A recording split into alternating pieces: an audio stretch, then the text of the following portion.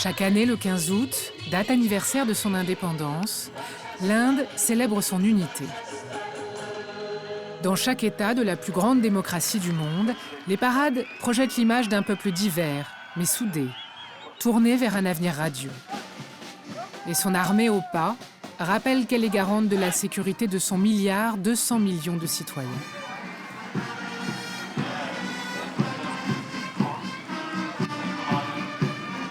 Mais ici, à Srinagar, au Cachemire indien, aux confins de l'Himalaya, à quelques mètres seulement des joyeuses célébrations, le cœur de la ville est complètement bouclé.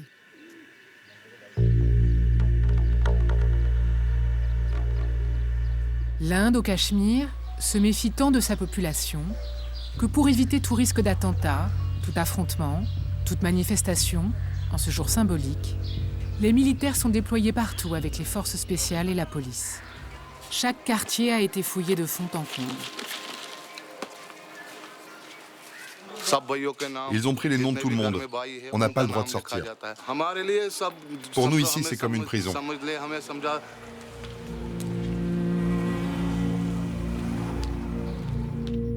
Le Cachemire est l'une des zones les plus militarisées de la planète. C'est la face sombre de l'Inde qu'elle préfère tenir loin des yeux du monde.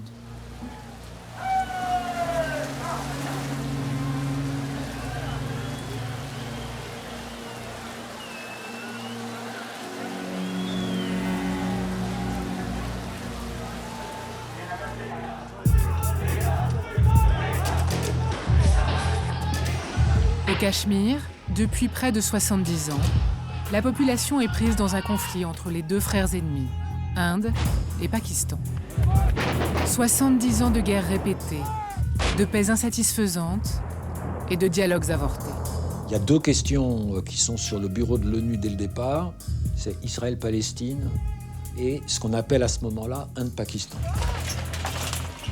Le Cachemire est devenu comme une blessure qui hante le Pakistan depuis sa création.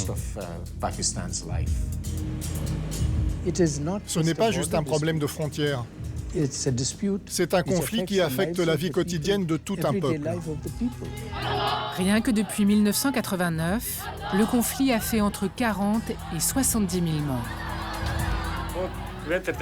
Je me disais, je vais faire payer à l'Inde ce qu'ils nous ont fait. Une litanie d'attentats et des milliers de disparus.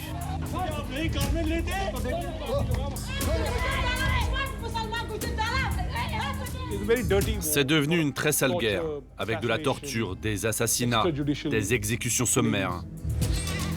Le Cachemire est un cœur noir. La source de la violence dans cette région, qui a cimenté les groupuscules islamistes les plus durs du Pakistan.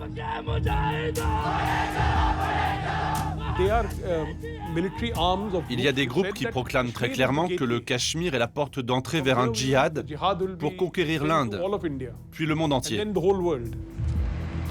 Un conflit qui fait planer la possibilité d'une guerre nucléaire entre l'Inde et le Pakistan. À ce moment-là, vous aviez deux pays qui possèdent l'arme nucléaire en conflit direct. C'est l'histoire de cet affrontement que nous allons raconter en sillonnant les routes du Cachemire.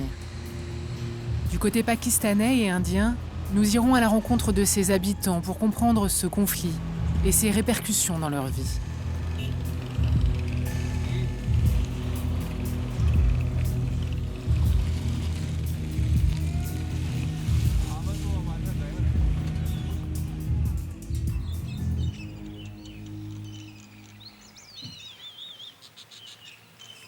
Le Cachemire est un vaste territoire dans les montagnes de l'Himalaya. Avant l'indépendance de l'Inde et du Pakistan en 1947, le Cachemire fait partie de l'Empire britannique. In a far corner of India lies a peaceful, secluded valley that is often described as one of the most beautiful parts of the world.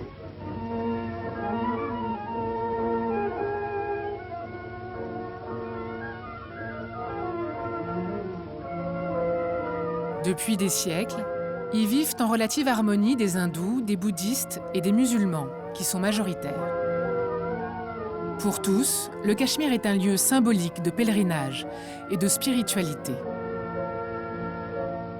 La vallée du Cachemire est impressionnante. On est dans l'Himalaya, il y a des forêts, il y a des vergers. Et dans un des pavillons de marbre des jardins de Shalimar, il y a une inscription en persan qui dit « S'il y a un paradis sur terre, c'est ici, c'est ici, c'est ici ». Le Jammu et Cachemire, à l'heure de l'indépendance de l'Inde, est un État princier de 8 millions d'habitants qui a la particularité d'être dirigé par un Maharaja, Hari Singh, couronné ici en 1926. Il est hindou et règne donc sur sa population musulmane, qui commence dès les années 30 à contester son autorité.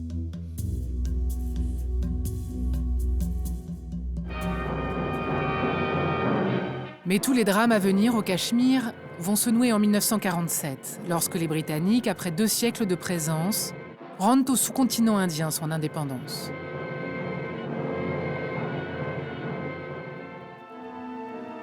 When the British begin their departure, an era ends and an era begins.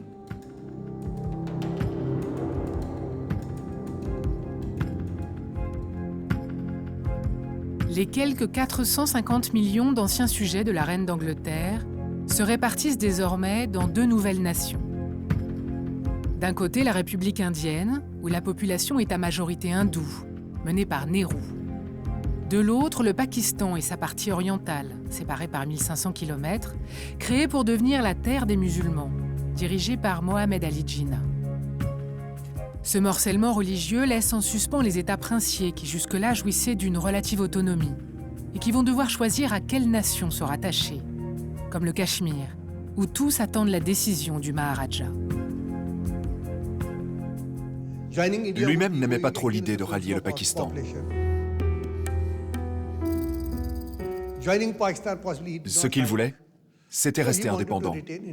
Mais ça n'était pas une option à l'époque. Pendant 2 mois, il a tergiversé. Il voulait plus de temps pour évaluer les options et négocier avec les 2 pays.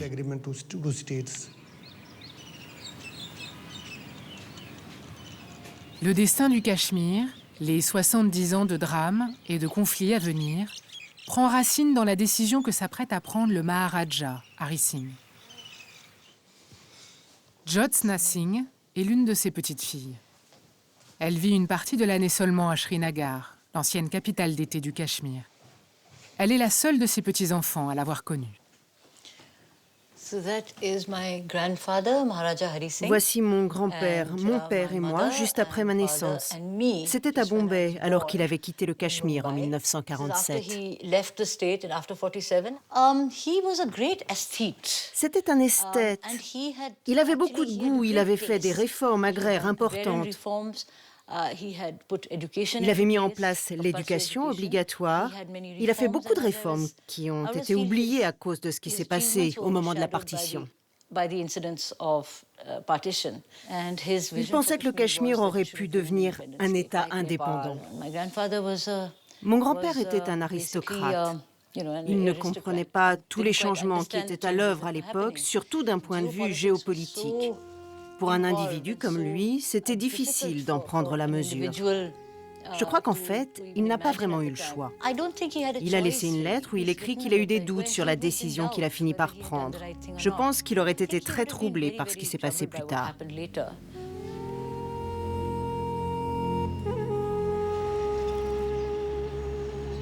À l'été 1947, alors que le Maharaja tente encore de gagner du temps, des mercenaires venus des régions tribales du Pakistan et encadrés par des officiers en civil du tout nouveau pays, entrent au Cachemire, sèment le chaos et marchent sur Srinagar, sa capitale.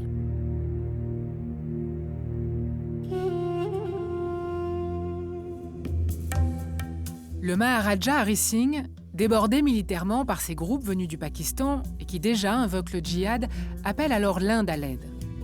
Nehru accepte d'envoyer ses troupes à condition qu'il signe l'acte de rattachement à l'Inde. Mais le Pakistan crie au vol, invoquant le fait que la majorité de la population est musulmane, et à son tour envoie son armée. La première guerre indo-pakistanaise éclate, menant les troupes des deux nouveaux pays à un face-à-face le long de ce que l'on appellera plus tard la ligne de contrôle. À l'issue de cette première guerre, entre Indiens et Pakistanais, le territoire du Jammu et Cachemire va donc être coupé en deux. Côté indien, Hari Singh a obtenu de Nehru en échange de son ralliement le principe d'une autonomie renforcée. Une autonomie qui sera reniée au fil des années et qui sera le ferment de l'insurrection bien des années plus tard. Pour le Pakistan, le rattachement du Cachemire à l'Inde, que certains assimilent à un vol, va devenir un thème majeur de sa politique. Une pomme de discorde entre les deux pays pour des décennies à venir. L'affaire est d'abord portée devant la toute nouvelle Organisation des Nations Unies. C'est leur premier grand dossier avec Israël-Palestine. When the United Nations Security Council meet in 1948, India and Pakistan accuse each other of aggression in Kashmir. Les premières résolutions ne s'appellent pas Cachemire, elles s'appellent Inde-Pakistan. Et le Conseil de sécurité va proposer de mettre en place des commissions d'enquête, puis il va envoyer des représentants pour essayer de préparer ce qui était une proposition indienne au départ, c'est-à-dire un référendum.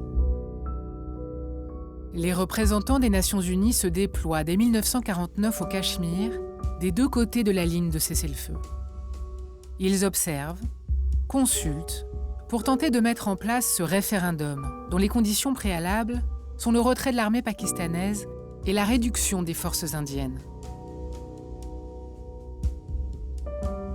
Un référendum qui doit déterminer laquelle des deux nations l'ensemble des habitants du Cachemire veulent rejoindre, mais qui n'aura jamais lieu. De toute façon, tout ça n'a donné aucun résultat. Il n'y a jamais eu moyen de mettre Indiens et Pakistanais d'accord sur l'organisation de ce référendum. Et donc, rien n'a bougé, en fait, depuis la fin des années 50. Vers le milieu des années 50, les Nations Unies sont arrivées au constat suivant. On arrête. On ne peut rien faire de plus.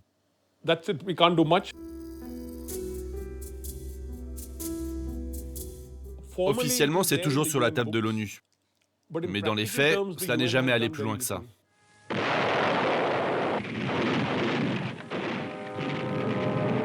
L'une des premières missions jamais confiées à l'ONU est donc un échec.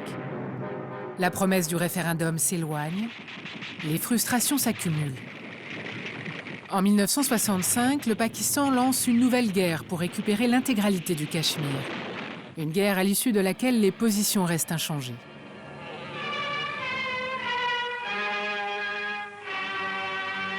C'est le conflit suivant, en 1971, qui a le plus de conséquences sur la région. Le Pakistan oriental se soulève et, soutenu par l'Inde, obtient son indépendance et devient le Bangladesh. Un accord est signé à Simla entre le président du Pakistan et la première ministre indienne, Indira Gandhi. Il entérine cette défaite majeure pour le Pakistan qui, pendant plus de 20 ans, cessera toute aventure militaire au Cachemire. Simla est important parce qu'on a le premier véritable accord indo-pakistanais sur le Cachemire qui ne règle pas la question, mais qui, du moins, on s'est réunis pour parler du Cachemire. Le problème n'est pas réglé, il n'y a pas un traité qui décide ceci ou cela, mais on calme le jeu.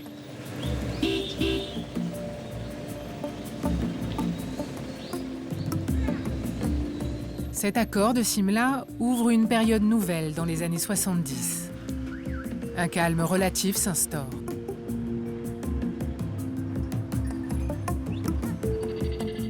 Nous prenons la route pour Gulmarg, l'unique station de ski du Cachemire, un symbole de ces années de statu quo.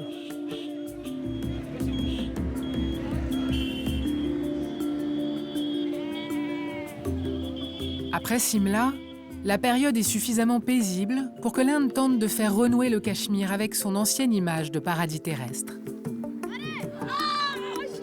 Le gouvernement veut développer le tourisme et investit à Gulmarg, une destination prisée par les Britanniques qui y cherchaient un peu de fraîcheur.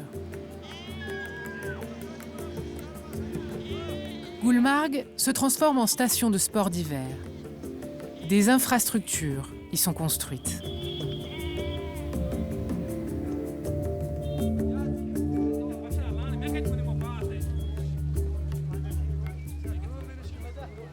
Nous y avons rendez-vous avec Mohammad Abbaswani, aujourd'hui député local, escorté en permanence à cause des risques d'attentats au Cachemire.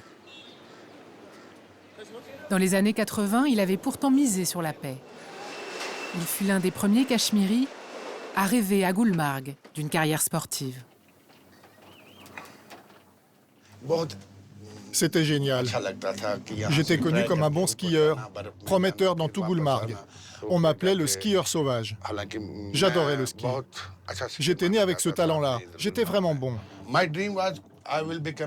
Mon rêve était de devenir instructeur de ski, un coach, quoi. Mais c'est l'Inde, c'est le Cachemire. Ce qu'une personne veut n'arrive jamais.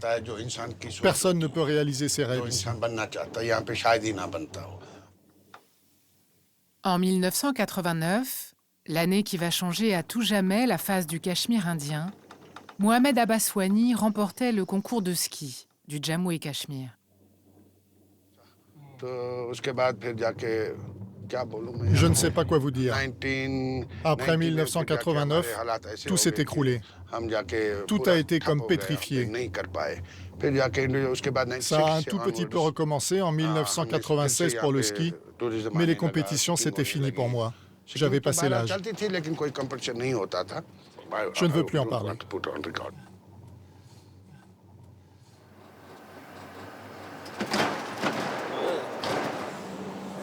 Bonjour, c'est la première fois que je reviens depuis que j'ai été élu.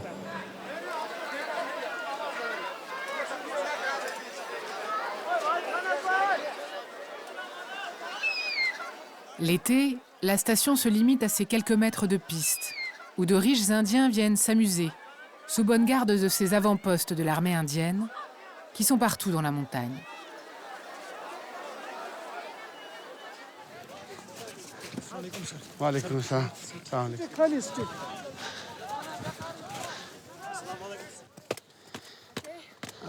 Ça fait longtemps que j'ai pas skié, hein?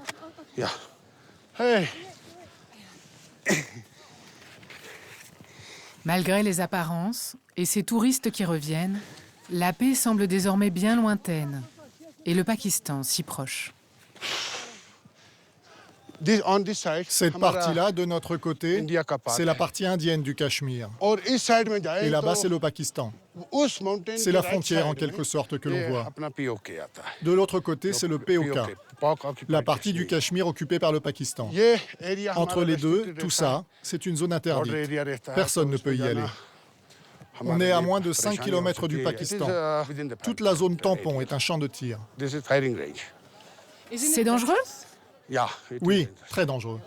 Et pourquoi y a-t-il autant de bases militaires indiennes ici ? On ne devrait pas parler de ça. Je n'aurais même pas dû entendre cette question. On ne devrait pas en parler, ça suffit maintenant. Pour un député cachemiri, parler de la relation avec le voisin pakistanais à des journalistes étrangers est extrêmement sensible. Comme parler de la violence qui, depuis 1989, a fait basculer le Cachemire tout entier. Oh, thank you.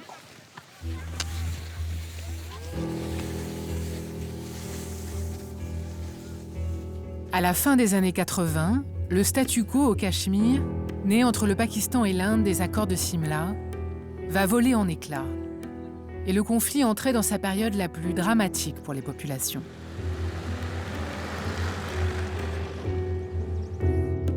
À la suite d'élections locales que tout le monde juge truquées, des manifestations se multiplient. La contestation populaire va prendre un tour radical.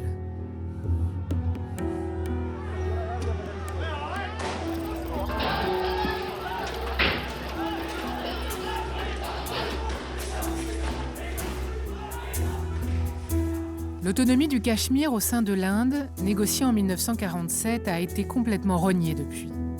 Les espoirs déçus se transforment en rancœur. À cela s'ajoute l'éveil d'un islamisme combattant, qui travaille en profondeur la région. L'insurrection démarre, elle ouvre un cycle de violence qui ne s'est jamais vraiment refermé. Dès les premiers jours, les manifestations sont quasiment quotidiennes à Srinagar, la police tire dans le tas. Pendant quelques jours, l'État indien a perdu le contrôle de la région. Le mécontentement s'était accumulé depuis 1947 sur absolument tous les plans. C'est ce qui a explosé au début des années 90. À l'origine, il s'agissait d'un mouvement populaire, séculaire et nationaliste. Ce mouvement trouvait ses racines dans l'exaspération qui s'était développée au Cachemire vis-à-vis de la façon dont l'État indien s'y comportait. Manifestations, attentats, le vieux rêve pakistanais d'un soulèvement anti-indien prend corps.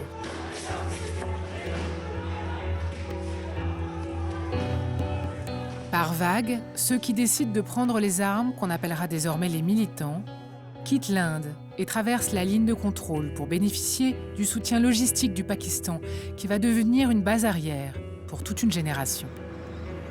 Beaucoup y sont toujours réfugiés aujourd'hui. Pour aller à leur rencontre, comprendre ce qui leur est arrivé, il faut aller dans la partie pakistanaise du Cachemire.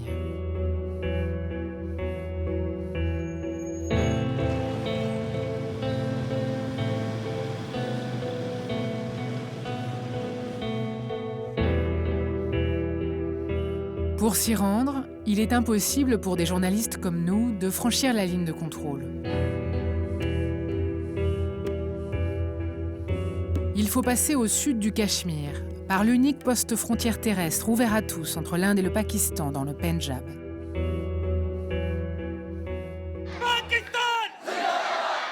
Sur la route à Wagah, ce point de passage entre les deux pays ennemis.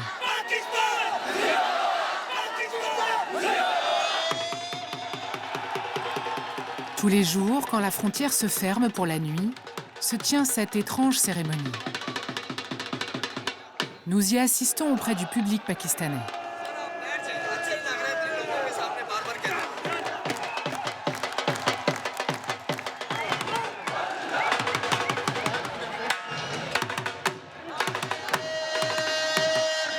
Militaires indiens, en beige, et pakistanais, en noir, se font face. Les 70 ans de guerre y sont ritualisés, comme mis à distance.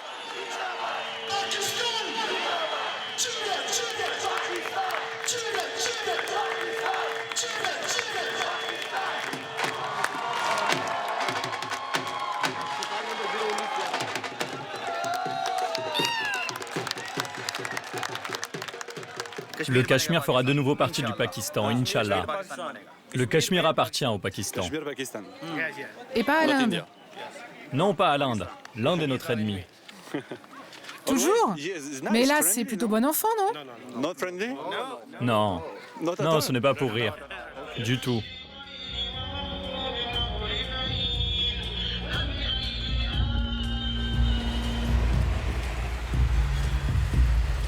Pour atteindre notre but, il faut encore remonter vers le nord.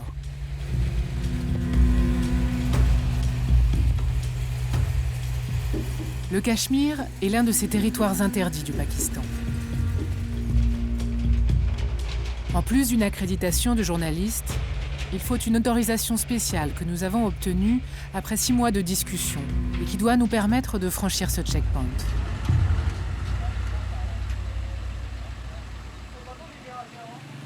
Malgré cela, pendant 2 jours, les services secrets pakistanais, l'ISI, rejetteront nos permis, faisant leur possible pour retarder notre entrée.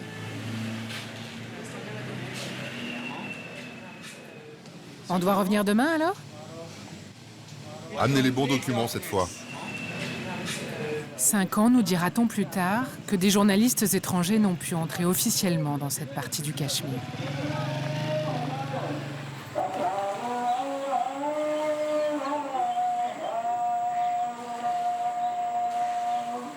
Nous parvenons finalement à Muzaffarabad, la capitale d'une des régions du Cachemire pakistanais.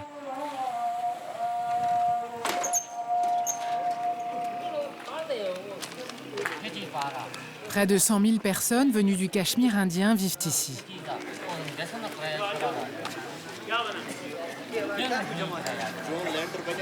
Arrivés à toutes les époques, ces réfugiés reçoivent une rente du Pakistan. 120 € par mois et l'autorisation de séjourner dans ces camps de fortune.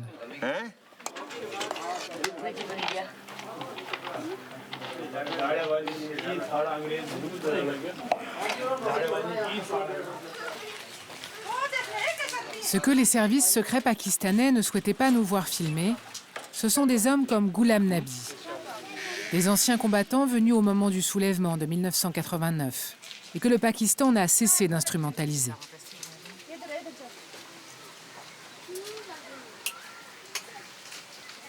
Qui sont les gens qui vivent ici? Tout le monde vient du Cachemire occupé ici. Tous les gens de ce camp? Oui, toutes les familles viennent de là-bas. Rends-moi la monnaie, s'il te plaît. C'est sur 5 roupies. Ghulam Nabi était agriculteur dans la région de Kupwara, à moins de 60 km à vol d'oiseau, mais de l'autre côté de la ligne de contrôle, côté indien. Voilà, ici, c'est mon refuge. C'est là que je vis avec ma femme et mes enfants. Ces 5 enfants, tous nés ici au Pakistan, ne peuvent qu'imaginer d'où viennent leurs pères et les drames qu'il a traversés.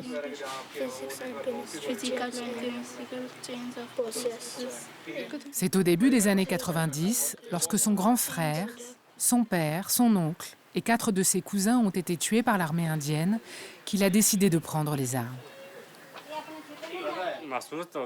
Lorsque j'ai quitté ma maison là-bas, j'avais les larmes aux yeux. Qu'est-ce que vous aviez en tête? Je me disais, Inch'Allah, je vais venger ceux qui sont morts. Je vais faire payer aux Indiens ce qu'ils nous ont fait. J'ai subi beaucoup de violences. Toute ma vie a été changée. Quand on partait se battre, on partait d'ici de nuit. On prenait un chemin spécial. On traversait la frontière près d'un endroit qui s'appelle Jura. Et après, vous reveniez tout de suite? Non, on partait pour des missions de 2 mois. Avec la peur au ventre, on marchait pendant 1 semaine. Pour passer, ça ne se faisait pas comme ça. Il fallait se cacher. Les combattants partaient en groupe. Et quand on croisait l'armée indienne, on tirait. Je n'ai pas eu de blessure grave, grâce à Dieu. Mais quand on fait la guerre, on prend des coups quand même. Une fois, une balle est passée juste au-dessus de ma tête. Est-ce que c'est fini tout ça? Non, le combat n'est pas fini. Il y a eu une pause. Mais si notre chef nous en donnait l'ordre, alors oui, je recommencerai.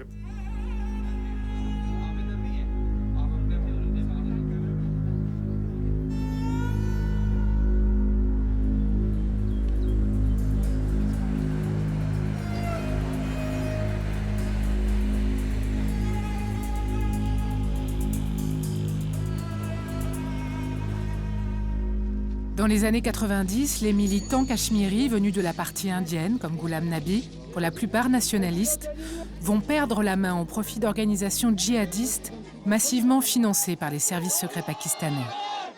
Pour beaucoup, il s'agit d'anciens moudjahidines qui, après l'Afghanistan, se tournent vers le Cachemire. En 1989, quand les Soviétiques sont chassés d'Afghanistan, beaucoup de ces combattants extrémistes deviennent disponibles. Des Arabes, des Afghans et des Pakistanais. Les services secrets pakistanais, l'ISI et les militaires ont alors commencé à financer ces groupes au Cachemire. C'étaient des combattants très aguerris. Ils savaient faire la guerre. Et ils sont devenus les moudjahidines du Cachemire. Certains groupes proclament très clairement que le Cachemire est la porte d'entrée vers un djihad mondial. Ils combattent pour convertir tous les Indiens à l'islam, puis la population mondiale. C'est ce que l'on appelle le pan-islamisme.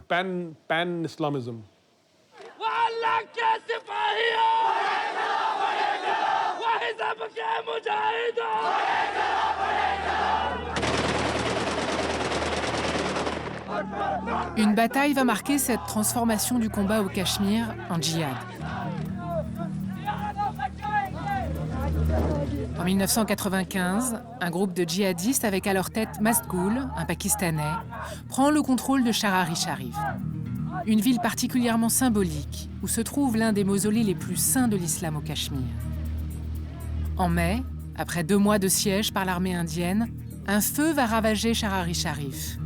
Le mausolée du XIVe siècle part en fumée, une trentaine de personnes, dont 20 djihadistes, perdent la vie.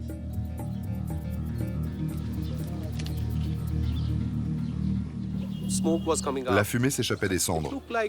C'était une ville ravagée, comme ce qu'on a vu à Bagdad ou ce qu'on voit aujourd'hui de la Syrie.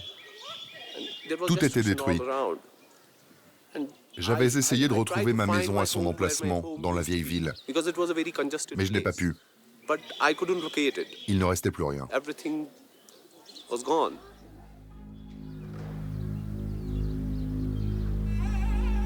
Aujourd'hui, le sanctuaire a été en partie reconstruit, mais pas le cœur de la vieille ville.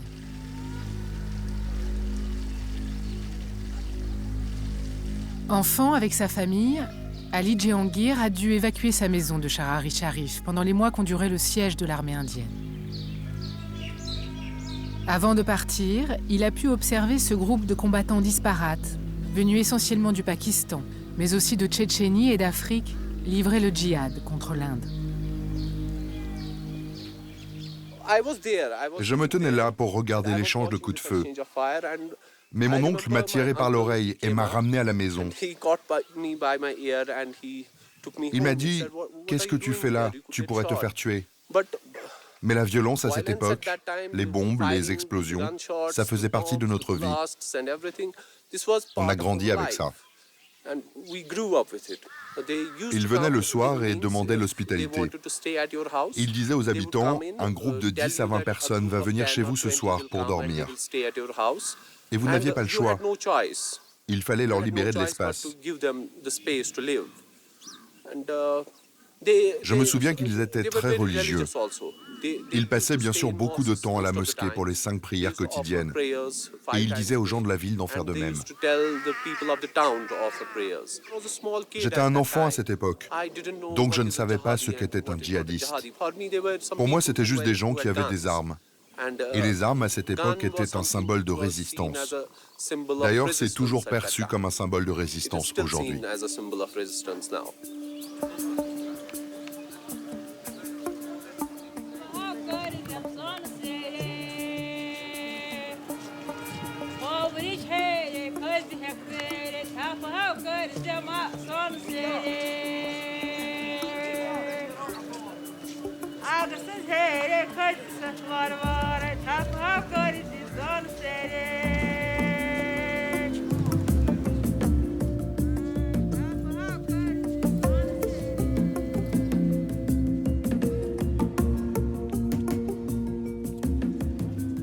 À cette insurrection au Cachemire, à ce djihad mené depuis le Pakistan, l'Inde répond par une violente répression.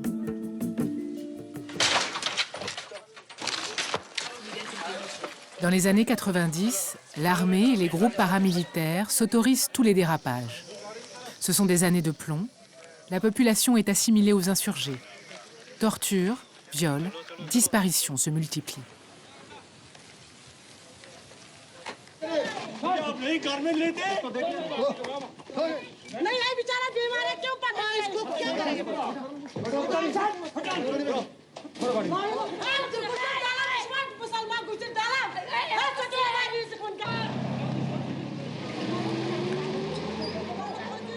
C'est une sale guerre, en fait, qui se met en place. Hein. C'est une sale guerre, c'est-à-dire que c'est pas simplement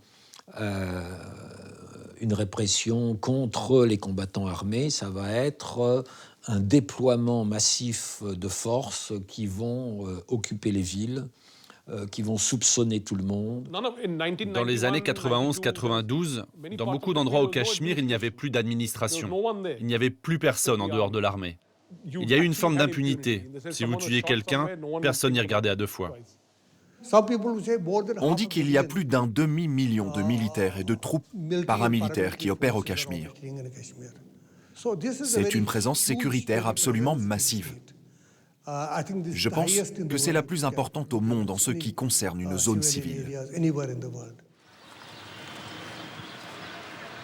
Ici, à Baramulla, la ligne de contrôle est toute proche, juste derrière ces montagnes. Ce fut l'un des foyers de l'insurrection où se cachaient le plus de combattants infiltrés du Pakistan. L'Inde y a eu la main particulièrement lourde. En plus des morts, de la violence alors quotidienne, les disparitions forcées vont se généraliser. Le sort de 8000 personnes demeure encore inconnu au Cachemire indien. 8000 disparus pour lesquels l'Inde refuse toujours de s'expliquer. 8000 familles sans nouvelles, pour lesquelles aucun deuil n'est possible.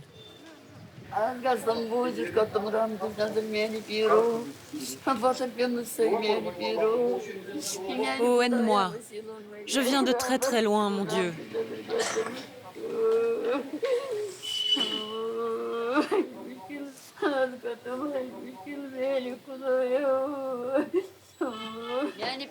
Rends-moi mon fils, je l'attends. Où est-il? Rendez-le-moi. Mon cher Dieu, s'il te plaît, rends-moi mon fils, ramène-le-moi. S'il est quelque part, rends-le-moi. Ça ne t'enlèverait rien. Dieu exauce ma prière. Le fils de Bhakti Begum est l'un de ces disparus, hommes et femmes, engloutis par la sale guerre que l'Inde a menée au Cachemire.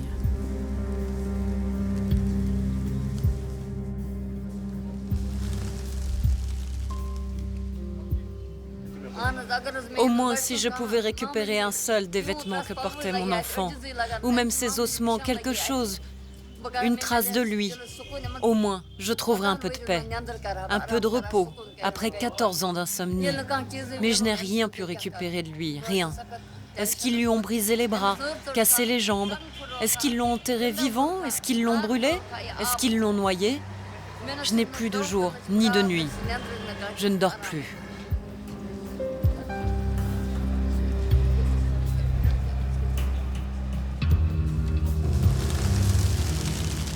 Manzoor Wani Ahmad avait 25 ans.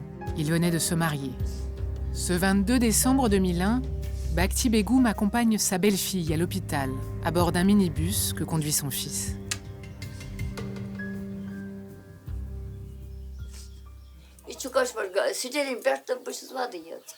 Lorsque nous sommes passés à proximité du camp militaire, il y a eu un coup de sifflet qui provenait de l'intérieur.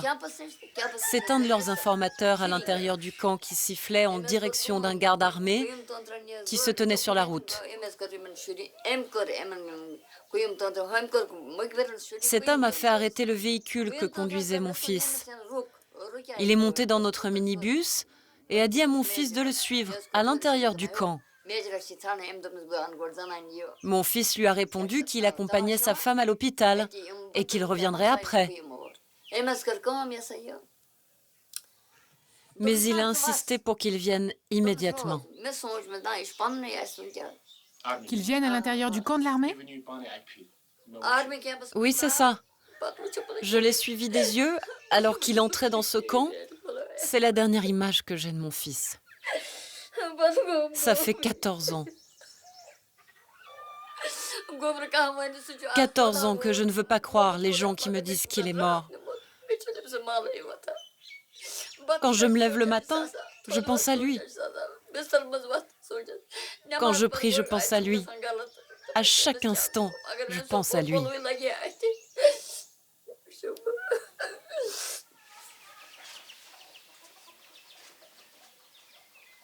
Elle soupçonne un voisin qui lorgnait sur ses terres d'avoir faussement dénoncé son fils comme militant.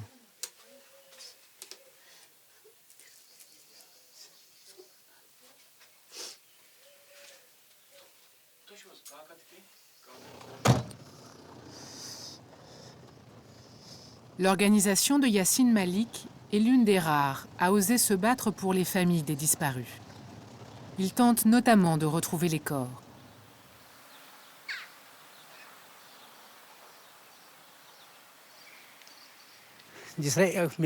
Voici le charnier de Kichama.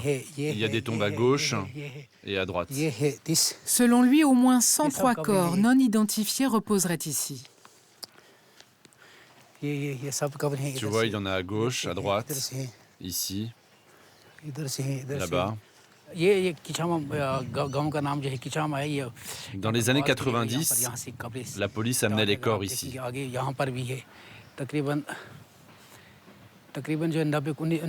Personne ne sait exactement qui.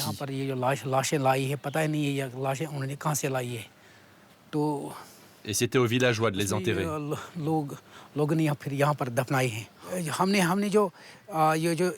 Nous avons écrit beaucoup aux autorités. Nous avons demandé la permission d'effectuer des tests ADN pour que l'on connaisse la vérité, pour faire le lien entre les disparus et ces charniers.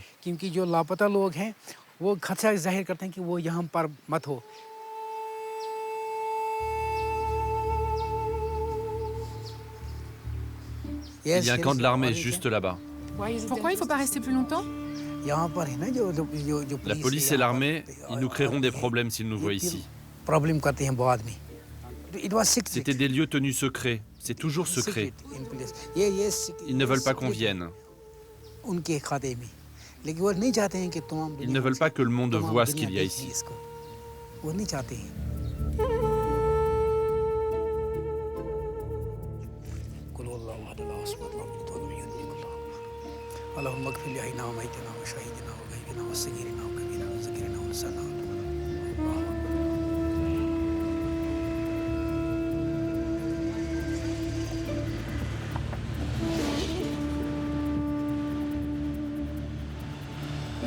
À la fin des années 90, alors que l'insurrection et sa répression sont à leur comble côté indien, un événement va soudainement tout changer entre l'Inde et le Pakistan, et leur conflit devenir une source d'inquiétude majeure pour la communauté internationale.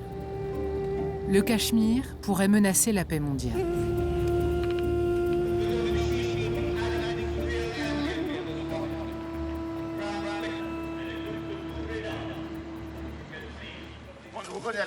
Le 11 mai 1998, le Premier ministre indien, Atal Bihari Vajpayee, décide de procéder à des essais nucléaires souterrains, testant la bombe A et la bombe H.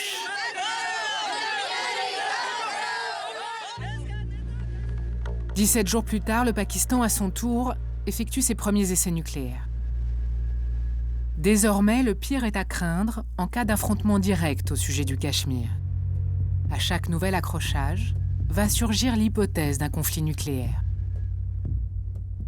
Aussitôt, ça a été évidemment une source de grande inquiétude dans la communauté internationale, en disant il faut craindre une quatrième guerre, par exemple, qui commence sous forme conventionnelle, débouche sur éventuellement un conflit nucléaire. Le pire scénario prend forme à peine quelques mois plus tard, en 1999, à Kargil, au cœur des montagnes du Cachemire. Des soldats pakistanais ont traversé la ligne de contrôle en altitude pour prendre des postes indiens abandonnés pendant l'hiver en raison des conditions météo extrêmes. Mi-mai, l'Inde lance ses militaires à l'assaut. Le monde retient son souffle.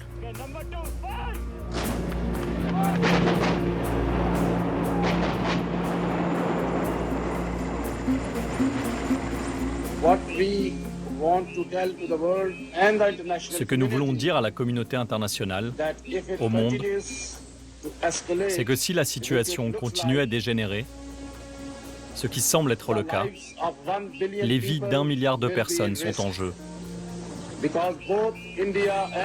L'Inde et le Pakistan ont l'arme nucléaire.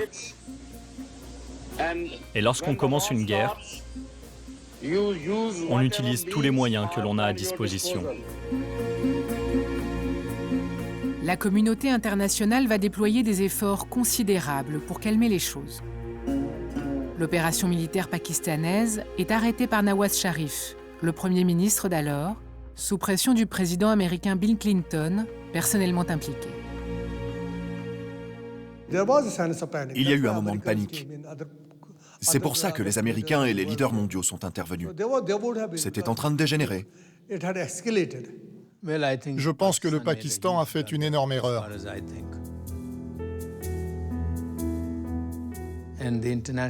La communauté internationale a perçu le Pakistan comme un pays irresponsable et ça a nui à la cause du Cachemire. À peine 2 ans plus tard, en 2001, de nouvelles menaces risquent à nouveau de faire basculer la région. Alors que le 11 septembre, l'attaque du World Trade Center change la donne mondiale, les djihadistes du Cachemire frappent en décembre le Parlement à New Delhi. Bilan 16 morts, dont 2 civils. 3 jours plus tard, l'Inde mobilise massivement ses troupes à la frontière pakistanaise. Les États-Unis et la Grande-Bretagne conseillent à leurs ressortissants de quitter la région. Grâce à la pression internationale, toutefois, un cessez-le-feu finit par être décidé en 2003. Un dialogue officiel s'engage entre Inde et Pakistan en 2004. Depuis, les relations entre les deux pays oscillent entre avancées et blocages.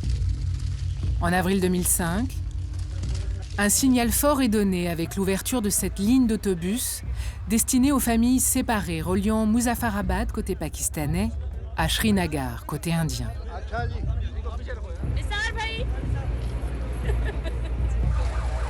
Pourtant, les actes de terrorisme et les infiltrations n'ont eux jamais cessé. C'est très simple. Quand il y a des possibilités d'avancée diplomatique, il y a des attentats, dont le plus marquant est évidemment l'attentat de Bombay.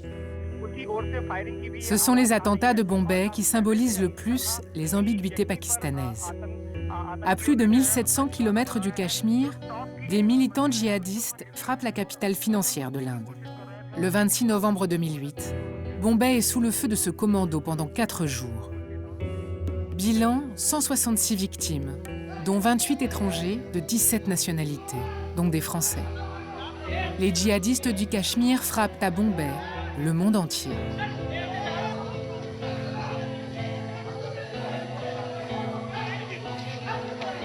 Tout mène au Lashkar-e-Taiba, désormais la principale organisation terroriste opérant de longue date au Cachemire, basée au Pakistan et instrumentalisée par lui.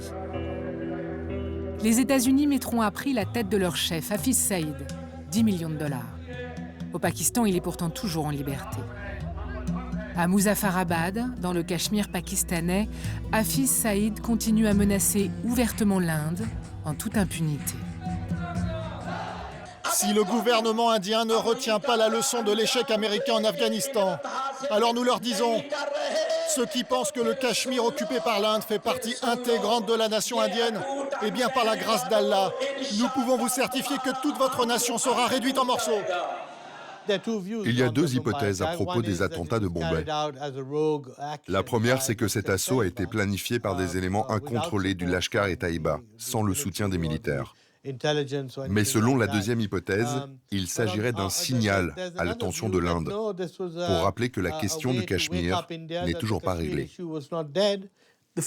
Je pense que le futur du Cachemire est très lié au futur de l'islam militant.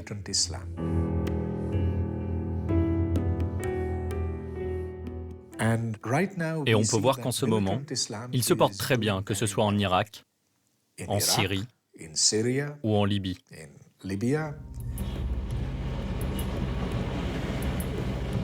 Rien n'est réglé sur le fond au Cachemire. Les tensions sont constantes de chaque côté de la ligne de contrôle. Les deux pays s'accusent chaque semaine de violation du cessez-le-feu, de bombardements et déplorent ses victimes civiles. Ce jour-là, nous accompagnons ces gardes-frontières pakistanais. La frontière se trouve de chaque côté de la route, à 1 kilomètre ici, 1 kilomètre par là. L'impuissance et la relative indifférence de la communauté internationale laissent cette zone grise à la merci de la moindre provocation. Qu'est-ce qu'on voit là-bas? Les lumières de la frontière. Il y a 10 jours, c'est de ce côté-ci de la frontière que des bombardements indiens auraient eu lieu. Notre escorte pakistanaise tient à nous en montrer les traces et nous présenter aux familles des victimes.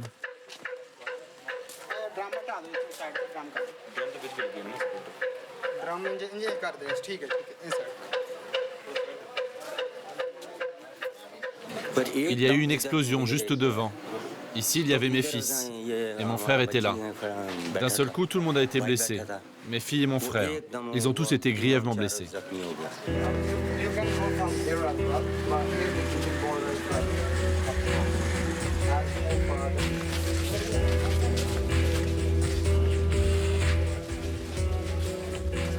Dans un Pakistan en pleine déliquescence, l'armée trouve dans le conflit à propos du Cachemire un moyen de plus de justifier sa suprématie.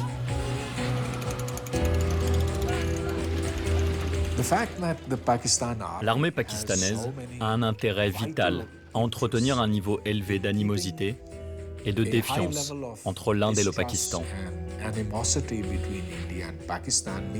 Cela me conduit à penser que le conflit au Cachemire ne va certainement pas se résoudre de mon vivant, et peut-être même pas du vivant de mes enfants. La question du Cachemire en tant que tel n'est plus débattue aux Nations Unies. Il y a une fatigue sur le Cachemire, au détriment des Cachemiris qui, évidemment, aspirent à la paix. La frustration est toujours là, les blessures sont toujours là. Donc il y a une dimension humaine qui est emblématique de ce que sont, d'une certaine façon, les peuples sans État. Un peuple pris en étau et qui attend en vain une paix introuvable.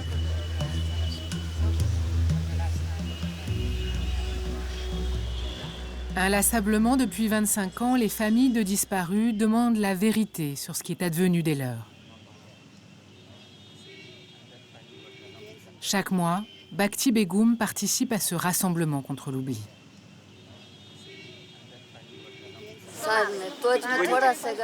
Quand je viens ici, ça me fait du bien. Je sens que d'autres partagent ma peine. Elles aussi ont perdu un fils. Moi, ça fait plus de 15 ans que je me bats. Lorsqu'on se retrouve ici, on s'encourage. Ça fait du bien pour continuer à vivre quand même. Nous attendons nos fils. Cette manifestation se poursuivra, quels que soient les changements de gouvernement en place. Qu'ils fassent leurs petits arrangements entre eux, que ce soit sous l'ancien ou le nouveau. Peu importe, nous viendrons protester ici. Nous serons là.